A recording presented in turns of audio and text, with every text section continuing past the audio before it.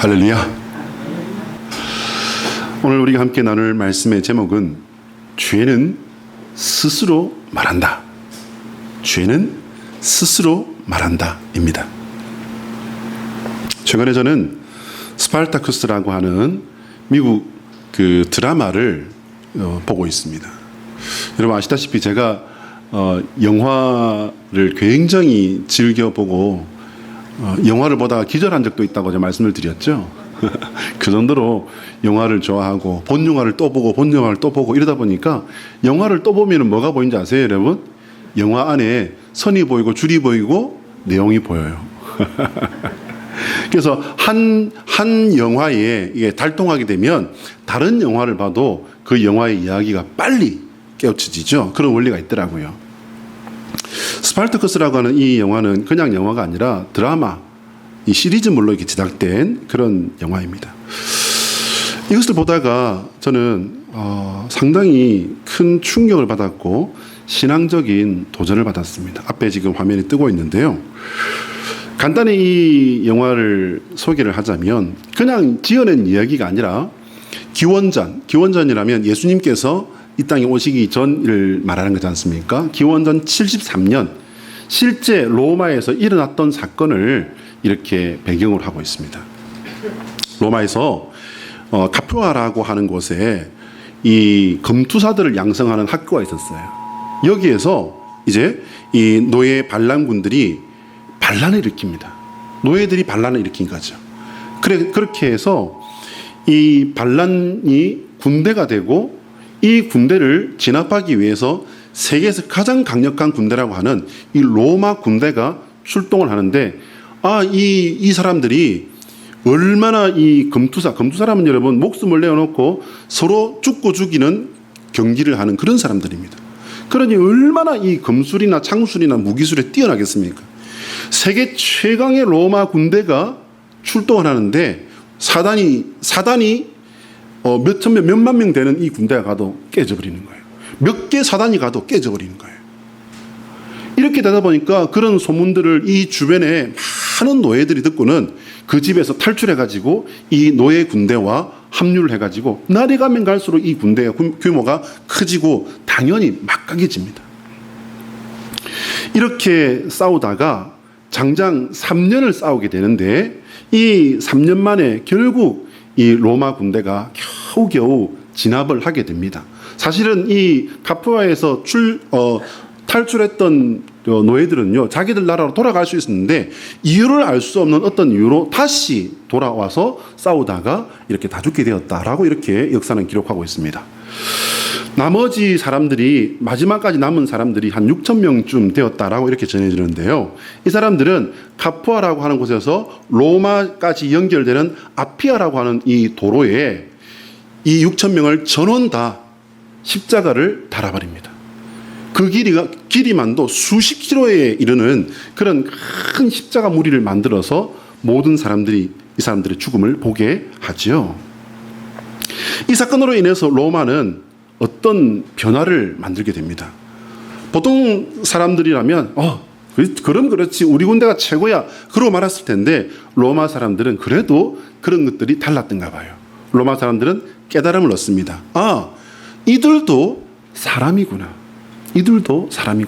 그전에는 그러면 어떻게 생각했을까요? 그전에는 노예는 가축이다. 가축이 뭐예요, 여러분? 짐승이잖아요. 노예는 가축과 똑같은 존재로 이렇게 생각했어요. 근데 이들이 노예가 되기 전에는 로마 주변에 있는 작은 나라들, 부족국가 이런 곳에 아주 자유로운 시민들이었고 자유인들이었습니다. 그런 사람들을 이제 데려다가 노예로 만들었기 때문에 이 사람들은 자유인이었지만은 노예 취급을 받는 고통 속에 살았던 거죠. 이들은 자기가 원치 않는 검투사가 되기 위해서 훈련을 받습니다. 너무너무 잔혹하게 훈련을 받습니다. 그러다 보니까 이제 이 반란을 일으킨 거였거든요. 다시 이제 드라마로 돌아가서 역사학자들의 평가를 보면요, 이 드라마는 역사적 고증이 너무너무 잘 됐다는 거예요. 우리가 잘 알고 있는 로마 시대의 이 영화나 드라마들을 보면요, 얼마나 아주 그냥 어리번쩍합니까? 그냥 장군들은 멋있고요, 사람들도 아주 이쁘게 나오잖아요. 근데 그 시대가 그런 시대가 아니었다는 거예요. 그래서 그 로마와 카푸아의 그 시내 전경이라든지 이런 것들이요, 그때 실제에 가깝게 너무나도 처참하고 미개했던 그런 모습들을 그대로 보여주는 거예요.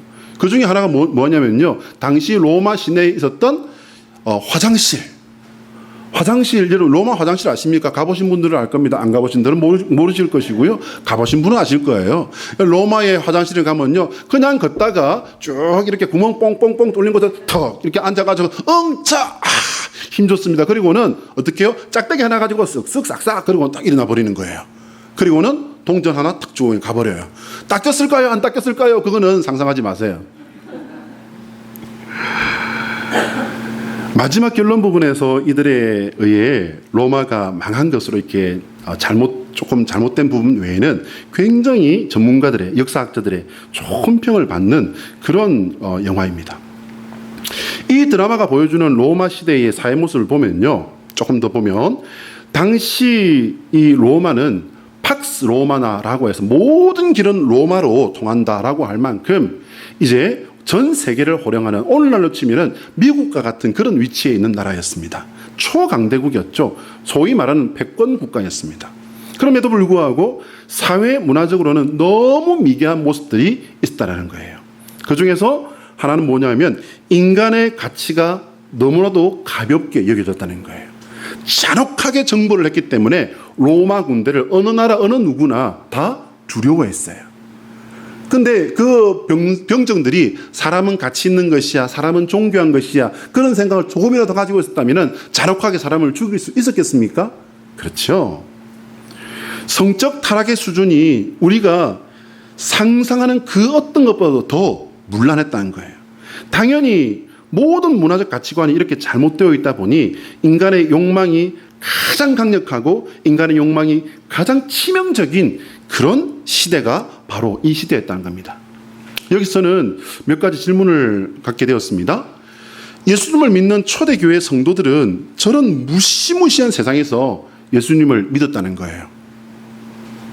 저런 시대에 살면서 과연 어떻게, 어디에서 그런 용기를 갖게 되었을까? 여러분 조금 상상의 나래를 펴보실 필요가 있습니다. 그 미개하고 걸리면 죽어요. 그냥 죽는 것도 아니에요. 제가 지난주에 말씀드렸나요? 끓는 기름에다 던져버립니다. 산채로 불을 태웁니다. 맹수들에게 밥을 줘버립니다. 검투사들과 그 세계 최강의 로마 병정들도 이기지 못하는 그 검투사들과 싸움을 시켜버립니다. 여러분, 이게 얼마나 비참한 죽음이겠습니까? 그러면 과연 내가 그 시대에 살았다면 나는 예수님을 그리스도로 믿을 수 있었을까? 당연히 그렇습니다! 라고 말을 해야 되는데, 이 답이 쉽지 않은 그런 질문이라는 거죠. 여러분, 인간의 마음 깊은 진짜 모습은요, 법, 규칙이 없으면은 인간은 맹수와 같은 존재라는 겁니다. 결국 스파르타쿠스라고 하는 이 미국 드라마는요, 역사 속에 실제 있었던 인간의 가장 솔직한 모습을 너무나도 강렬한 모습으로 표현한 영화인 겁니다. 사실 저는 이게 시리즈물이 4개가 있는데요, 너무 이게 좀 잔인해서 보다가 멈췄어요. 다 보지 못하고. 한번 따라 할까요, 여러분? 하나님의 소원은 우리가 이런 세상 속에서도 예수 그리스도를 선택하고 닮아가는 거룩한 성도가 되는 것이다. 자, 시작. 하나님의 소원은 우리가 이런 세상 속에서도 예수 그리스도를 선택하고 닮아가는 거룩한 성도가 되는 것이다.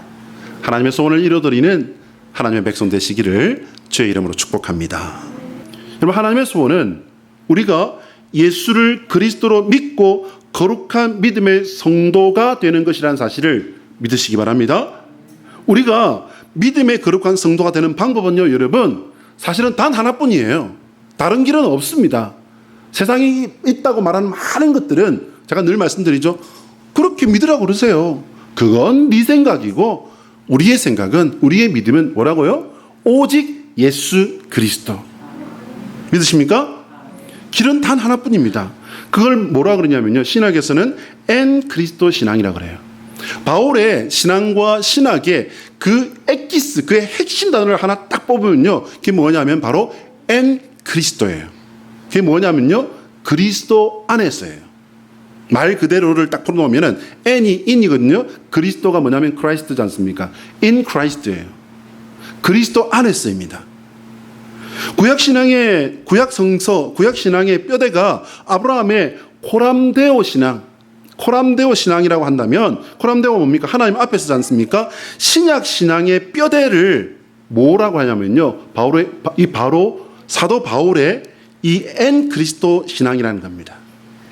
구약은 하나님, 예수님께서 그리스도 탄생하심으로 마무리된 거예요. 그러면 구약은 필요 없네. 아니에요, 여러분. 뿌리를 알아야 될 거 아니에요. 구약과 신약은 서로 해석하고 있고 서로 연결되어 있다는 사실을 깨달으시기 바랍니다.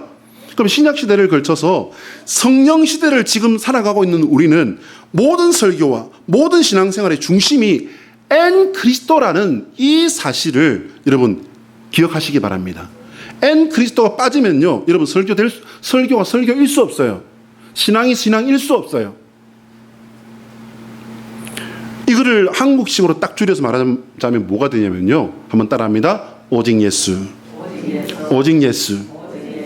오직 예수의 믿음으로 승리하시는 저와 여러분 되시기를 주의 이름으로 축복합니다. 아무리 화려한 말과 갖가지 예화들을 섞어서 설교를 한다 해도요, 엔 그리스도가 빠지면 그건 인간 목사의 연설에 불과합니다.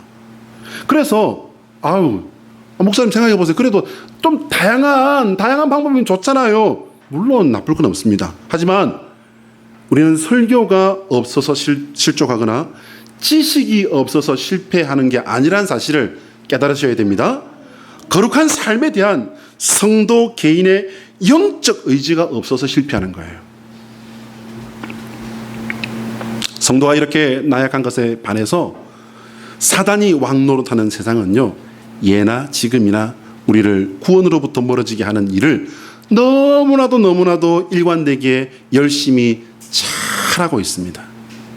재미와 쾌락으로 사람의 눈과 귀를 묶어서 하나님의 말씀 따위에는 관심도 두지 못하게 하는 거, 여러분 오늘 이 세상에 볼 거, 우리가 가볼 거, 봐야 될 거, 맛봐야 될 거, 입어볼 거, 갖고 싶은 거 얼마나 많습니까? 얼마나 많습니까? 온갖 인문학이 발달하고 지식적인 수준이 올라가고 인권이 발달하고 있지만, 여러분 그러면 이 세상이 좀 더 살기 좋고 좀 더 올바른 모습으로 가야 되잖아요. 근데 여러분, 세상의 범죄가 왜 갈수록 흉포화되어져 갑니까? 왜 있지도 않던 따돌림이라는 걸로 같은 친구가 친구를 죽이고요, 반에서 친구가 친구를 따돌림하고 따돌림 당하다 못해서 자살하는 그런 세상이 되고 가고 있습니까? 왜?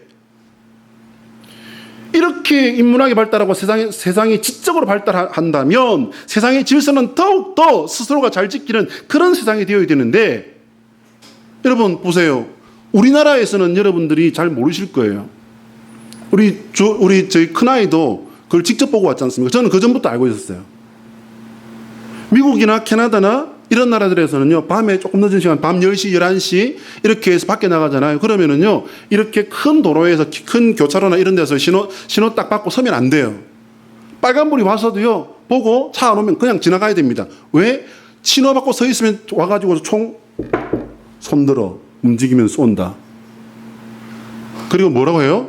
차를 내놓고 돈을 내놓고 옷을 내놓고 카메라 내놓고 넌 가 하면 다행이죠. 빵야, 넌 내 얼굴을 봤어. 너는 너무 많은 것을 알고 있어. 제거해야 되겠어. 빵야. 세상은 이렇단 말이에요, 여러분. 사실 왜 문명화되고 지적 수준이 올라가는데 왜 세상은 더 이렇게 가고 있단 말입니까? 얼마 전에 제가 말씀드렸죠. 남자 셋이 결혼해서 살아요. 여자 셋이 결혼해서 살아요. 개와 남자가 결혼해서 살아요. 개와 여자가 결혼했어요. 인형과 사람이 결혼하고요, 엄마와 아들이 결혼하는 그런 세상이에요. 이런 사람들이 우리 사랑할래요? 우리 결혼 주례해 주세요. 어느 교회에 와서 목사님 우리 결혼할 겁니다. 주례 좀 해주세요. 네, 보자. 신부는 어디 계십니까? 이 사람이 신부인데요. 남자 둘이 왔어요. 저는 이러면요, 여보세요, 거기 경찰서죠. 제가 결혼하려고 하는데요. 이 사람이요. 저를 차별했어요. 그러면요. 목사님은 쇠고랑 차고 가는 거예요. 그런 목사님이 지금 미국에 한두 분이 아닙니다. 실제 지금 미국에, 영국에, 유럽 나라들에서 지금 일어나고 있는 일이에요. 이게 지금. 내가 원하는 것이 필요이고 이유이고 정당성이 되어버린 그런 세상이에요. 정상과 비정상이 불분명해져 버려서 잘못된 일이라고 말하면 이게 더 처벌까지 받는 그런 이상한 세상이 되었다는 말입니다. 우리는 21세기 고도의 문명 사회를 살아가고 있지만 2000년 전 같은 인간을 노예로 만들어서 자신들이 원하는 대로 물건처럼 짐승처럼 가축처럼 사용하다가 짐승보다 못한 삶을 살게 하고 그리고 내가 필요하면 아무렇지도 않게 그 사람을 죽일 수도 있었던 그 시대와 우리가 지금 뭐가 다릅니까, 여러분? 뭐가 다르지? 여러분 기억하시기 바랍니다. 세상이 죄가 아니라고 전 세계가 온 세상이 다 합심해서 이거는 죄가 아닙니다 라고 법을 만든다 할지라도 하나님께서 죄라고 하신 것은 죄입니다. 믿으십니까? 첫째는요. 왜냐하면 첫째는 하나님께서 모든 것을 알고 계시기 때문에 죄는 여러분 감춰지지 않습니다. 절대로. 하나님께서 알고 계시기 때문에 감춰질 수 없고요. 둘째는 자신이 기억하고 있기 때문에 죄는 지워지지 않아요. 깨달으십니까? 죄의식은 마음 깊은 곳으로 내려가서 무의식에 차곡차곡 이렇게 쌓입니다. 여러분. 그거 아십니까? 죄의식은 이렇게 이제 쌓인 이 죄의식은요, 두려움이 되고 말과 행동과 생각과 판단으로 이것이 다 작용을 하게 되어 있습니다. 그럼 이건 이제 어떻게 됩니까, 여러분? 말하고 행동은 어떤 것들하고 작용하게 되어 있죠? 관계에 작용하게 되어 있습니다. 사람들의 관계에 작용하게 되어 있고요. 관계에 그렇게 죄의식이 작용하는 사람이 그 사람의 운명이 평탄할 수 있을까요? 오늘 16절에 헤롯이 이런 상황 속에 있는 사람입니다. 우리 16절 한번 읽어볼까요? 노란 글자 시작. 헤롯은 듣고 이르되 내가 목벤 요한 그가 살아났다 하더라. 질문입니다, 여러분. 왜 헤롯은 요한이 살아났다라고 말하는 걸까요? 이제 오늘 본문의 첫 구절에 보면요, 예수님께서 이제 드러나 버리신 거예요. 예수님께서 뜨신 것은 벌써 좀 됐습니다. 근데 이게 무슨 말이냐면 왕실에까지 알려졌다는 사실을 말하는 거예요. 근데 이제 왕실에까지 이 예수님이 알려지고 나니까 말씀에 대해서 알려졌습니다. 그분의 능력에 대해서 알려졌습니다. 그러니까 사람들은 그렇게 얘기합니다. 아유, 선지자구나, 선지자야. 이 당시에, 예수님 당시에 이 유대 땅에는요, 어떤 사상이 이렇게 돌고 있었냐면요, 윤회설이라는 것이 돌고 있었습니다. 윤회설. 윤회설 그러면 어느 나라에서 왔는지 대충 아시겠죠? 이 윤회설이 지금 사람들 사이에 널리 퍼져 있었어요. 그래서, 아, 옛날 선지자가 돌아가셨던 그분이 여기 지금 다시 태어났구나. 그렇게 믿은 거예요. 그런데 그 말을 듣고 이제 이 왕 헤롯이라는 사람은, 아니야.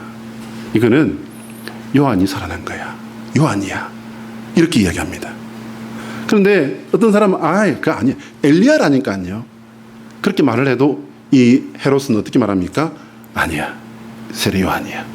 이렇게 말을 합니다.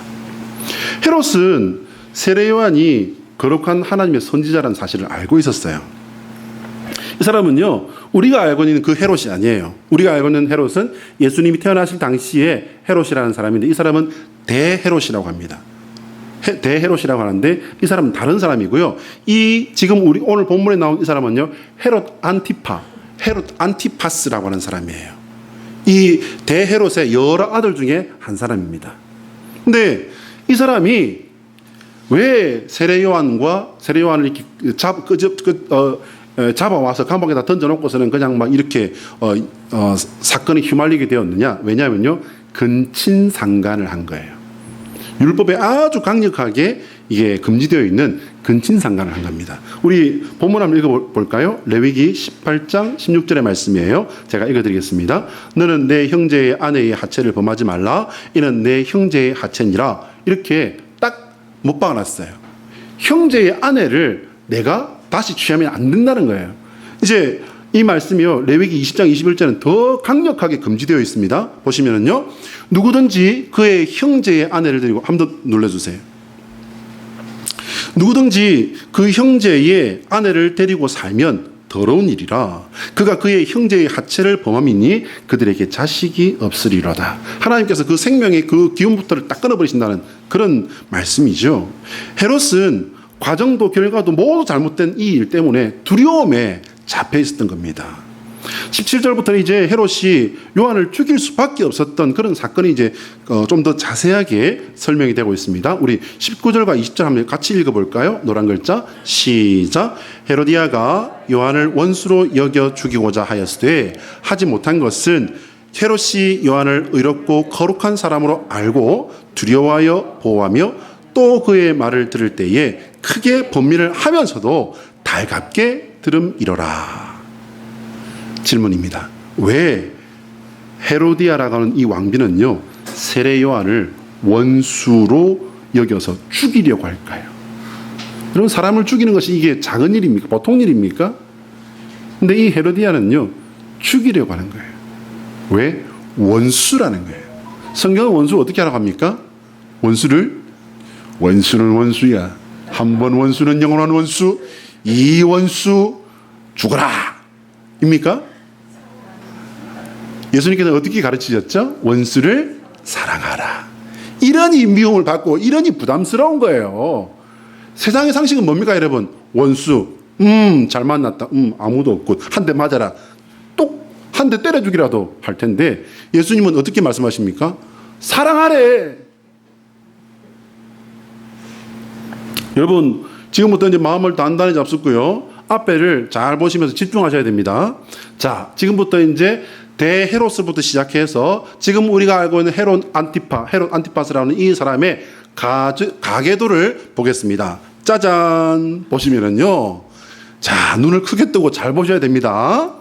헤롯이라고 하는 우리가 알고 있는 그 대헤롯은요, 저 위에 있는 빨간 그 헤롯 대왕이에요. 저기서부터 뚝 내려오면은요, 이제 아내가 1, 2, 3, 4, 5 5명이에요. 뭐 얼마 안 됩니다. 솔로몬은 1000명이잖아, 1000명. 뭐 거기에 비하면 5명 아주 그냥 조촐하지요. 그래서 이름을 다 알 필요는 없는데 1번, 2번, 3번, 4번, 5번으로 하겠습니다. 편의상. 근데 여기 지금 보시면요, 우리가 알고 있는 이 헤롯이라고 하는 사람은요, 3번 아내의 아들인 헤롯 빌립 1번하고 결혼했던 이 헤로디아라고 하는 사람을 4번 아내의 둘째 아들과 다시 결혼하는 역사가 일어나 버린 거예요. 어머, 참말로. 이게 뭐냐면요, 헤로디아라고 하는 이 여자는 자기 삼촌들과 결혼을 한 거예요. 어머, 무슨 족보가, 이런 족보가 있다냐. 근데 여러분, 이건 시작에 불과합니다. 헤로디아의 딸이라고 하는 이 살로메는요, 자기 할아버지하고 결혼해버려요. 어머, 참말로 어떻게 세상에 이런 세상이 있다냐. 그나마 이 헤로디아는 처음 결혼은요, 조금 멀었던 것 같긴 합니다. 어쨌든 간에 근데 이게 그냥 지금 상식으로 보면, 뭐 저런 일들이 있대. 라고 했을 것 같은데, 어쨌든 이런 일이 일어났습니다. 삼촌하고 결혼해도, 어쨌든 처음 결혼했던 그 결혼을 이렇게 유지를 했으면 되는데, 혹은 또 이혼을 했더라도, 또 가능한 사람하고 결혼을 했다면 또 모르는데, 그 형제하고, 다행스럽게 이복 형제긴 했지만은, 형제하고 결혼한 거예요. 그러면은 율법을 범했습니까? 안 범했습니까? 범해버린 거예요.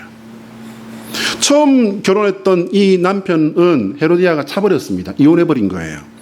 그리고 이제 두 번째 남편, 그 형제인 사람과 결혼을 하게 되는데, 이게 이제 그 당시에 역사학자들이라든지 이런 분들이 이렇게 분석해 놓은 것을 보면요, 서로 필요에 의해서 결혼을 했다라는 거예요. 헤로디아라고 하는 이 여인은 이 남편과 다시 결혼을 함으로 말미암아 자기 신분 상승을 이렇게 하기를 원했고요. 그리고 이 헤로디아라고 하는, 사실은 좀 요사스럽잖아요. 이 여인과 결혼한 이 헤롯 안티파스는 이 여인과 결혼함으로 말미암아 자기의 왕권을 더 탄탄하게 다지려는 그와 같은 목적을 가지고 서로 이렇게 필요에 의해서 맺어진 그런 관계였습니다. 그런데 이 헤로디아가, 이 여자가 헤롯을 정치적으로 이렇게 탁 한번 밀어보려고 했던 흉계를 꾸미게 되는데 이 흉계가 그만 뽀록이 나게 됩니다. 덕분에 이 남편은요, 이 헤로디아로 말미암아서 갈리아라고 하는 땅으로 귀양살이를 가게 됩니다. 끝나버린 거예요. 근데 이 헤로디아는 왕족이라는 이 신분 때문에 참 놀랍게도 안 갈 수 있었어요. 여기에 안 갈 수 있었음에도 불구하고 자기 남편을 따라가서 그곳에서 같이 죽게 되었다라고 하는 그런 기록입니다. 결론을 보자면 사랑이었다라고 생각할 수도 있을 것 같아요. 이런 마음을 가진 여인이다 보니 자신의 잘못된 결혼을 비난하는 이 세례 요한을 가만 놔두겠습니까? 사람이 사람 같지 않은 세상인데 자기가 원하면 얼마든 죽일 수 있는 그런 힘이 있는데, 그래서 이 헤로디아는 남편을 들볶아서 세례 요한을 감옥에 끌어들이기까지는 됐습니다. 그런데 그만 이 헤롯 안티파스가 이 세례 요한이 하나님의 선지자라는 사실 여기에 딱 묶여가지고서 더 이상 손을 대려고 하잖아요. 그래서 이제 이 흉계를 이 여자가 꾸미게 됩니다. 헤로디아는 괘씸한 세례 요한을 죽여야 화가 풀리겠는데 남편이 그 사람을 죽이지 않고 이게 미적미적하는 여기에 더 화가 난 겁니다. 근데 성경을 찬찬히 읽어보면요, 기회를 엿보다가 헤로디아가 이제 기회를 잡게 됩니다. 21절과 22절을 보시면은요, 마침 기회가 좋은 날이 왔으니 곧 헤롯이 자기 생일에 대신들과 천부장들과 갈릴리의 귀인들로 더불어 잔치할세 헤로디아의 딸이 친히 들어왔다라고 성경은 이렇게 기록합니다. 친히 들어왔다. 이 친히 들어왔다가 왜냐면요, 이유가 있습니다. 친히 들어와서 이제 춤을 추면서 아버지의 기쁨이 되는 거예요. 아주 즐겁게 했다는 겁니다. 그런데 여러분, 이게 성경을 읽어보면 그럴 수도 있지. 우리 생일날 우리 예쁜 손주가 일어나가지고서 노래를 부르면 얼마나 분위기도 띄워주고, 노래 잘하면은 그냥 그게 상금도 나오고 얼마나 분위기가 좋아지겠니라고 생각하는데 전혀 다른 얘기예요. 무슨 얘기냐면요, 이 당시에 이런 자리에 나와가지고 춤을 추는 사람들은 장녀들이었습니다. 몸 파는 여자들이었습니다. 그런데 그런 자리에 그래서 이제 이 공주가 나왔기 때문에 거기다가 성경은 뭐라고 썼냐면 헤로디아의 딸이 친히 들어와라는 거예요. 그래서 공주식이나 되는 이가 나와가지고서 춤을 췄기 때문에 헤롯의 입이 이만큼 벌어진 겁니다. 그래서 이제 여기다 뭐라고 합니까? 야, 내가 너 원하는 거 다 해줄게, 다 해줄게. 뭘 원하니? 뭔 상 줄까? 뭐 딸이 이렇게 미적미적하니까 야, 말하라니까. 네가 내 나라의 절반이라도 구하면 내가 다 줄게. 그럼 뭡니까 여러분? 나라의 절반을 줄까요? 그럴 것 같지는 않아요. 나라 때문에 온갖 짓을 다 했던 사람이기 때문에. 그게 뭐냐면은 네가 달라면 뭐든 다 해줄게 라고 하는 맹세의 아주 강력한 은유적인 표현이라고 볼 수 있습니다. 소녀는 당황을 해서 엄마한테 가서 물어봅니다. 엄마 뭐라고 할까요? 그러니까 그 때를 놓치지 않냐고 여러분 보시기 바랍니다. 바로 이야기가 나옵니다. 가서 세례 요한의 머리를 잘라달라 그래. 가서 얘기합니다. 소녀답게 이야기하잖아요. 가서 소반에다가 쟁반에다가 세례 요한의 머리를 목을 잘라서 주세요. 여러분, 얼마나 이게 말로는 다 할 수 없는 그런 상황입니다. 여러분, 앞에 왜 이 사람들이 생일 잔치에 이 사람들이 왔다는 걸 기록했겠습니까? 피할 수 없다는 사실을 완전히 그냥 외통수에 딱 말려버린 거예요. 막혀버린 겁니다. 결국 헤롯은 병정을 하나를 보내서 옥에서 세례 요한을 잠수를 합니다. 무엇 하나 부러울 곳이 없던 왕실의 공주 왕비였던 헤로디아가 왜 이렇게까지 했을까요? 지체 높은 왕비의 자존심을 흠집낸 세례 요한이 괘씸죄에 걸린 건 알겠는데 왜 이렇게까지 했을까요? 얼마든지 무시할 수도 있었지만 잔혹하게 죽였습니다. 여러분, 자신의 힘을 보여줘야 됐고요. 자존심을 회복하겠다는 그런 뜻도 있었지만은 큰 힘을 가지고 있었지만 바른 판단의 능력은 없는 사악한 여인이 자신에 대한 추문을 듣고 죄책감을 벗어버리는 방법이 이것밖에 없다라고 생각한 거예요. 자신의 죄악을, 자신의 문제를, 자기의 가장 큰 치부를 확 찔러버린 그거를 죽이면은 없어진다고 생각한 겁니다. 자신의 잘못을 지적하는 세례 요한을 없애버리면 자신의 죄도 없어진다고 생각했던 것입니다. 이것은 2000년 전 역사 속의 한 인물의 일이기도 하지만 여러분 잘 생각해 보셔야 돼요. 여기에 죄의 속성과 죄의 원리가 우리를 지배하고 우리를 희롱하고 우리를 조롱하는 죄의 원리가 바로 여기에 낱낱이 다 들어가 있습니다. 동서 혹은 모든 사람들의 일반적인 죄의 심리가 바로 여기에 들어있단 말씀입니다. 참으로 유감스럽게도 그렇게 한다면 그러면 죄가 없어지나요? 없어지지 않습니다. 이렇게 한다고 해서 죄가 죄 아닌 것으로 되지 않습니다. 내가 지은 죄는 세상의 법에는 걸리지 않을 수도 있고 사람들은 알아도 모른 체 할 수 있습니다. 왜? 자기 일이 아니니까. 언제나 문제는 우리의 모든 것을 정확하게 아시는, 우리를 심판하시는 하나님입니다. 지금 당장 천둥벼락이 떨어지지 않는다고 해서 이 시대의 많은 사람들은 얼마나 많은 일들을 자기 마음대로 하고 있습니까? 그렇게 해도 하나님께서 모든 것을 알고 계시며 그것들을 정확하게 심판하신다는 이 사실은 여러분 눈을 감고 살기 때문에 그렇게 할 수 있는 거예요. 한번 따라할까요? 예수 그리스도의 십자가는 자격 없는 우리를 거룩하게 하시는 하나님의 구원의 정수기이다. 자, 시작. 예수 그리스도의 십자가는 자격 없는 우리를 거룩하게 하시는 하나님의 구원의 정수기이다. 이해되시면 아멘? 조금 오늘 말씀이 좀 길었습니까? 어쨌든 우리 같이 좀 정리를 마무리하기를 원합니다. 예수 그리스도의 십자가가 우리의 죄를 정결케 하는 역할을 한다는 이 사실을 여러분 반드시 기억하셔야 됩니다. 우리가 말로는 다할 수 없는 죄인임에도 당장 하늘에서 천둥벼락이 떨어지지 않는 것에 여러분 감사하셔야 돼요. 죄를 짓는 족족 모든 심판이 이루어진다면 여러분 생각해 보십시오. 지구상에 단 한 사람이라도 지금 사람이 살아남아 있을까요? 저는 없을 것 같아요. 어느 목사님이 심호하던 교회에서 쫓겨났습니다. 발단은요, 주일 강대상에서 공개적으로 교인들을 비판하는 설교를 했다라는 것에서 시작이 되었습니다. 장로님이, 집사님 몇 분이, 권사님 몇 분이 자신들이 그렇게 당했다고 이렇게 불만들을 내놓으면서 이 의견들이 쌓이고 쌓여서 결국 교인들이 힘을 모아서 목사님을 내어 쫓아버립니다. 지금 우리나라 방방곡곡에서 이런 일들이 일어나고 있다는 사실 여러분 혹시 아십니까? 심지어는 교회 건축을 위해서 온갖 수고를 다하고 과로해서 병원에 입원까지 했던 그런 목사님을 교회 건축 번듯하게 이제 다 해놓고 나니까 우리는 이 새롭고 큰 성전에 맞는 목사님을 원합니다. 목사님 나가주십시오 하고는 내쫓아 버립니다. 병들어 지쳐있는 목사님을 내쫓아 버립니다. 과연 이들이 여러분 성경책을 읽기나 하고 있는 이들일까? 성경을 읽으면 읽을수록 읽는 그 사람은 말씀을 통해서 자신을 보게 됩니다. 말씀을 통해 자신을 본 사람은요, 자신의 난처한 죄악의 모습에 당황하게 되고요. 그리고 뭘 할 수밖에 없을까요? 기도할 수밖에 없습니다. 기도하는 사람은 자신의 죄를 보고 그러한 죄에도 불구하고 자신을 만나주시는 주님의 더 깊은 은혜를 깨닫고 만나게 되는 것입니다.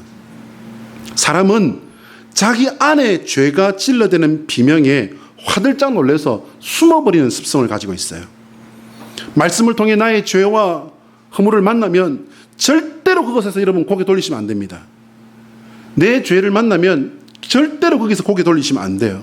정면으로 나의 허물과 죄를 만나면 결국 해결 방법은 나로서는 어쩔 수 없다는 사실을 알고요. 해결 방법은 하나님밖에 없다는 결론에 만날 수밖에 없어요.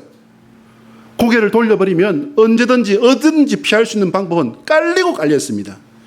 취미를 통해서 피할 수 있습니다. 일로 통해서 피할 수 있습니다. 다른 이들과 어떤 사정으로 말미암아 얼마든지 피하고 외면해버릴 수 있습니다. 그러나 그 길은 도망가는 길이지 해결하는 길은 절대로 아닙니다. 우리는 갈수록 더 예수 믿기 어렵고 회개하기 어려운 그런 시대를 살아가고 있습니다. 인간의 가치가 믿음의 가치를 넘어가 버리면 회개는 불가능한 얘기가 되고 맙니다. 내 속에 죄가 둘러대는 변명에 절대로 속으시면 안 돼요, 여러분. 잘못으로 인정하고 주님의 도우심을 구하는 저와 여러분이 되시길 바랍니다. 영원히 변치 않는 사랑으로 우리와 함께 하시는 주님께서 그때 그리고 언제나 그 자비하신 음성으로 우리에게 응답하십니다. 에스겔서 18장 30절입니다. 여호와의 말씀이니라. 이스라엘 족속아 내가 너희 각 사람이 행한 대로 심판할지라. 너희는 돌이켜 회개하고 모든 죄에서 떠날지어다. 그리한적 그것이 너희에게 죄악의 걸림돌이 되지 아니하리라. 아멘. 기도하겠습니다.